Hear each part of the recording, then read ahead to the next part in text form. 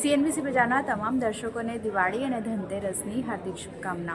આજે ખાસ કરીને ઇટરનલ ફોકસમાં છે, કારણ કે અહીંયા જો પરિણામ બાદ બ્રોકરેજ નોટ ઘણા બધા આવતા દેખાઈ રહ્યા છે અને ઘણા બધા બ્રોકરેજ નોટની જો આપણે વાત કરી લઈએ તો સૌથી પહેલાં CLSF આઉટપરફોર્મ રેટિંગ આપી રહ્યા છે 450 રૂપિયા પ્રતિ શેરના લક્ષ્ય સાથે। તેઓ માની રહ્યા છે કે બ્લિંકિટ જે બિઝનેસ છે એના સારા પ્રદર્શનથી ખાસ કરીને કંપની પરનો વિશ્વાસ તેમનો વધતો દેખાઈ રહ્યો છે અને તેમણે FY27 માટે વાત કરી લઈએ તો ડબલ ડિજિટનો લક્ષ્ય રાખ્યો છે।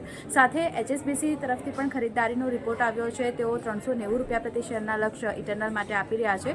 તેઓ માની રહ્યા છે કે માર્જિન ખાસ કરીને સુધર્યા છે, એટલે એક પોઝિટિવ રિપોર્ટ ત્યાં આવતો દેખાયો છે। નોમુરા તરફથી પણ ખરીદદારીની સલાહ તેઓ આપી રહ્યા છે 370 રૂપિયા પ્રતિ શેરના લક્ષ્ય સાથે।